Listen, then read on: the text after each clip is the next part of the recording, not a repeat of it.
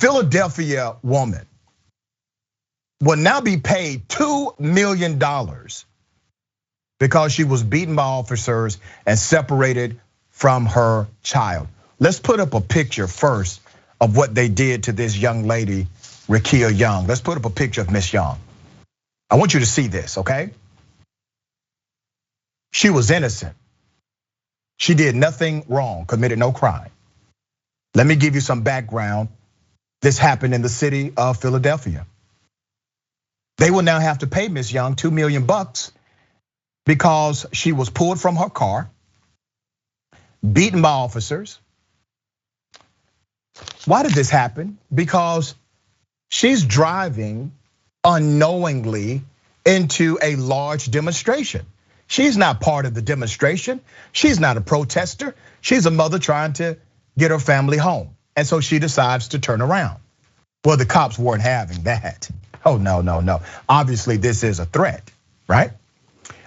She's a nursing aide. Ms. Young was headed home in the early morning hours of October 27, 2020, when she unknowingly drove into a large protest over the police killing of Walter Wallace Jr. She tried to make a 3-point turn to get away from the tense scene when officers smashed out her windows with their batons. Both she and her nephew were beaten, but neither were charged. Her hearing impaired toddler lost his hearing aids during the incident. I want to remind you, this is a protest about police misconduct. She's not even part of the protest. She's trying to avoid the protest because she's trying to get her family home. She has a baby that's hearing impaired. She has her nephew in the vehicle. She's a woman, she's a mother. She's just trying to get home. I want to show you a still picture of the police surrounding her car. Now that's scary. Anyone would be terrified in that situation. Here's another photo of her toddler being taken away from her SUV. Remember, she committed no crime here, okay? And I'm gonna show you again what they did after breaking her window and forcing her out the car, what they did to Miss Young. Here's a picture of Miss Young again. Victim of police brutality just because she was near a protest against police brutality. That's culture. That's a culture of policing. There's no sensitivity here. There's no care for human life. They're not concerned about the children being inside of this car or a toddler who has a hearing impairment. No, did not matter. While the toddler was separated from his mother, a photo was taken of him with the police. The photo would be posted by a police Facebook group. So let me tell you what they did.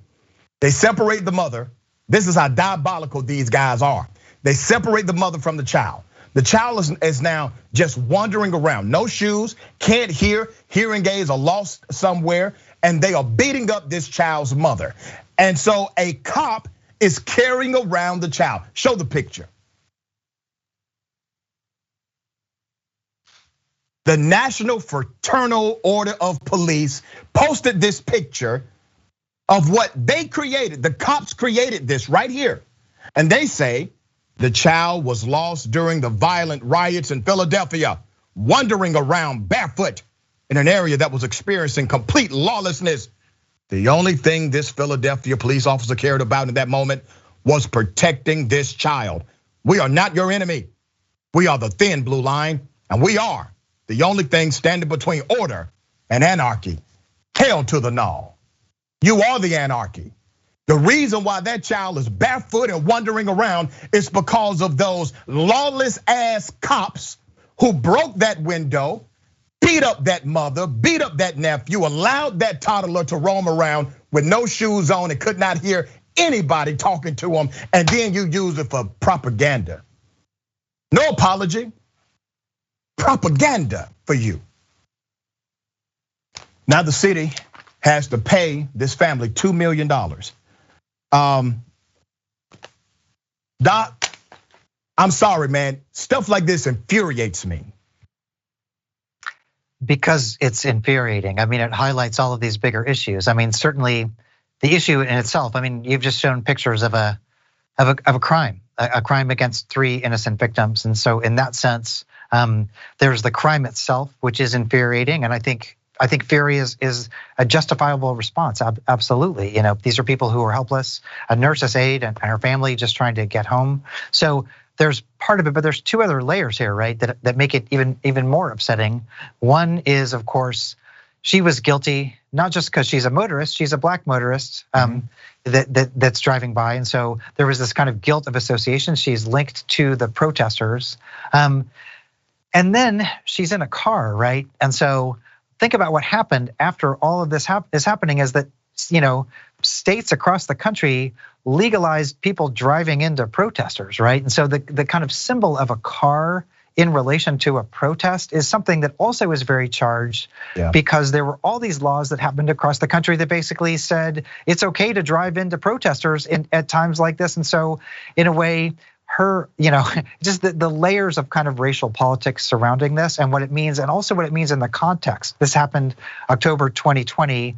And since that time, it's kind of like protesting while black and driving while black. These are both things that are being pathologized by the system, while at the same time enabling the rights of white motorists to basically run over protesters, in different situations. And so there are levels of fury and frustration here that are much bigger than just the actual event itself, which again is pretty horrific.